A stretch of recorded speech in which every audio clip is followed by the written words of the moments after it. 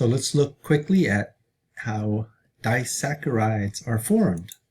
Sometimes organisms link sugar molecules in pairs to form disaccharides. Here are several examples. Plants make sucrose by joining glucose and fructose. Sucrose circulates in plant sap, and we obtain it from sugar cane and sugar beets and use it as table sugar. Lactose is formed by joining galactose and glucose. Lactose is the disaccharide that gives milk its sweet taste. Maltose consists of two linked glucose molecules. Digestion of starch, in a sprouting seed or in the intestine of an animal, produces this disaccharide. So notice what's been produced. These three different disaccharides, sucrose, lactose, and maltose, have been formed by through dehydration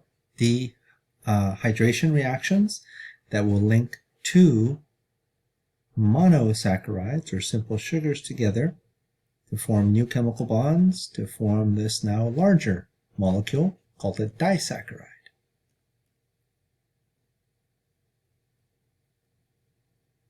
And the smaller molecules, glucose and fructose, are called monomers. That's the general term. Specifically, they are monosaccharides or simple sugars because these are sugars or carbohydrates that we're talking about.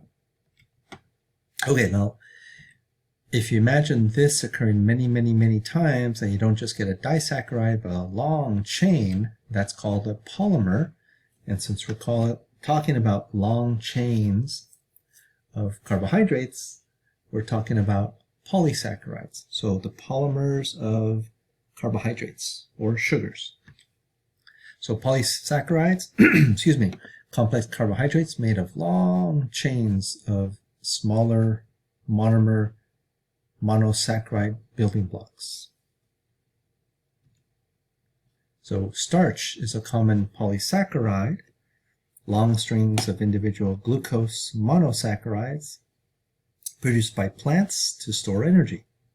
So potatoes are underground storage structures along the roots of potato plants. Potato plants photosynthesize. They produce glucose, link it together to form this polysaccharide called starch, and they store it in these structures, which we call potatoes. And then humans came along, took advantage of this, potato plants harvest the potatoes, and then we consume the starch to harness the energy, okay, of the chemical breakdown of this later on, as we'll see when we do cellular respiration. So potatoes and grains are the major sources of starch in our diets. So potatoes for starch, and grains like corn, wheat, rye to make breads, pastas, tortillas, flatbreads, crackers, that sort of thing. And rice as well. So how polysaccharides are produced. Polysaccharides are polymers, long chains consisting of hundreds to thousands of linked monosaccharides. Short and sweet. Okay, so continuing.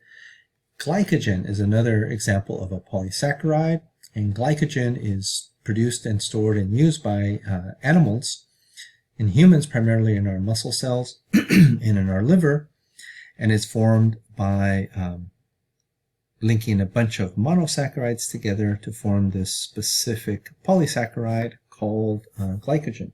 Oh, and these are individual monosaccharides of glucose. Then when we need to replenish our glucose concentrations in our cells or in our bloodstream, then as needed we break down the glycogen polysaccharide to release the individual glucose monosaccharides that we can then utilize for energy. Okay, another very common polysaccharide is called cellulose. It's actually the most abundant organic compound on planet Earth because much of the plant tissue is made up of cellulose. And if you just think about how many plants there are out there, cellulose is very common. And cellulose is also found in protists and in fungi. So it's the most abundant organic molecule on planet Earth. So cellulose is comprised of individual monosaccharides linked together to form this very abundant and relatively very strong cellulose material. And then plants utilize cellulose to build the strong structure of the plant cell wall. And how strong is this? Well, strong enough in part to support a tree that could be 200 feet tall. However, even though this is super abundant on planet Earth, animals cannot directly break this down through hydrolysis reactions to release the individual glucose molecules. The animals that do eat lots of plant matter to harness the cellulose energy, like think of cows, they have microbes in their guts, or protists in their guts if you're a termite, to break down these chemical bonds to release the individual monosaccharide units that the animal cells can then definitely digest to release the energy. Okay? Humans do not, for example, have any organisms in our bodies that will help break down cellulose. So if humans eat cellulose, and we do, and it's found in many plants, it just simply goes through our digestive system and goes out the other end when you defecate, when you poop.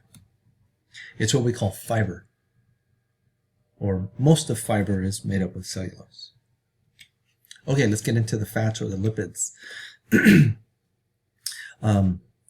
Almost all the carbohydrates are hydrophilic molecules that can dissolve somewhat readily in water.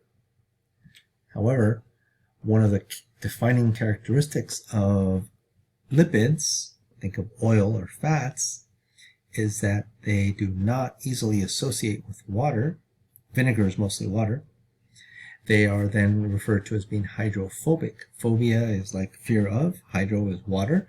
So not that lipids are afraid of water, but they have hydrophobic characteristics where they do not associate with water and they do not dissolve in water. If you mix oil and vinegar, salad dressing, mix it up, and then let it sit, it will quickly separate into the oil and the vinegar, which is mostly water.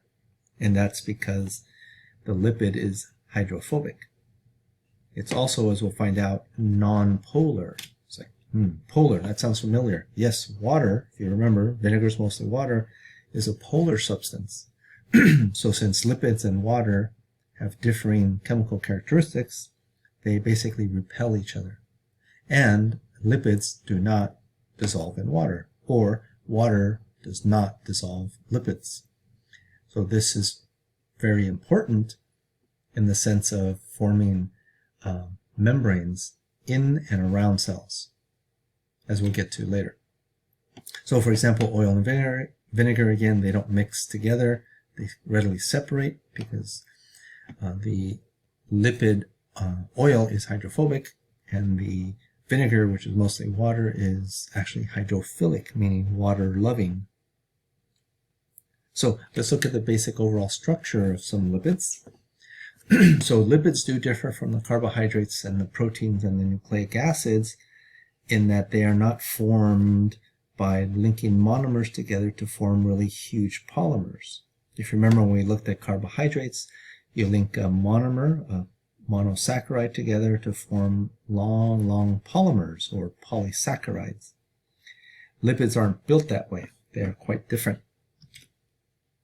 So lipids are very diverse molecules, and they're very important in our lives, not just because lipids are like fats and have energy, but because they do other interesting things, as we'll get into. Okay? But they're made from different building blocks. They don't have distinctive monomer building blocks, but they do have some characteristics that we'll look at in terms of the building blocks of lipids, or how lipids are put together. So lipids are fats. A typical dietary fat in humans is called a triglyceride. which consists of a glycerol molecule, here in pink, chemically linked. Notice the oxygen is a chemical bond with carbon here, to these 3 chains of carbon bound to hydrogen. There's a little double bond there, but these 3 long chains are called fatty acids. So if you were to chemically link a glycerol to 3 fatty acid chains, you'd get a triglyceride. Tri for the 3 fatty acid chains, and glyc for the glycerol group. And this is probably the most abundant or common dietary fat that we consume, this type of triglyceride, this type of lipid. Okay? So fats are also important. So the reason this is an important dietary lipid is because within our bodies, we'll deal with this later when we do cellular respiration, our bodies have enzymes that can break these chemical bonds, releasing energy, and we can utilize the chemical breakdown called or enzymatic breakdown of lipids to harness the energy to form ATP at the mitochondria. Okay, so fats also perform essential functions in the body at the cellular level, well actually all the way up to the entire body level, because fat is our energy storage molecule, right? Your love handles, that's mostly fat. Cushioning, not the love handles in this case, but cushioning of organs. So if you think of your eye, it's within your orbit of your skull, but actually there's a fair amount of space around your eye within the bony socket, eye socket, and some of that space is filled up with cushioning fat. And then insulation, we're back to talking about body fat in the sense that body fat helps insulate the body to prevent excessive heat loss or heat gain. It does help with insulation.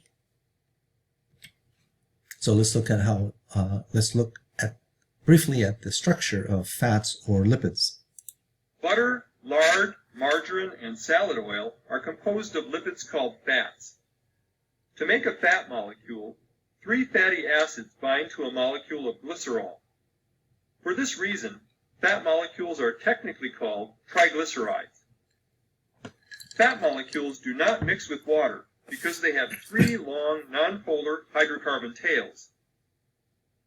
Cells use fats for energy storage because the tails hold more potential energy than other biological molecules. The fatty acid tails in a fat can vary in length. A very important characteristic of fats is the number of double bonds in the hydrocarbon tails. Fats that contain only single bonds are called saturated fats.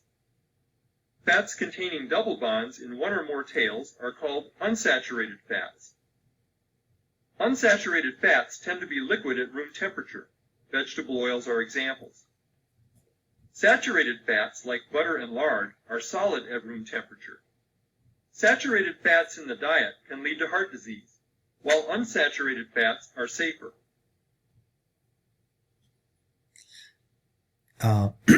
And it doesn't show it directly, but the reason that fats or lipids are hydrophobic, don't readily react or dissolve in water, is because of the shape of the hydrocarbon chain.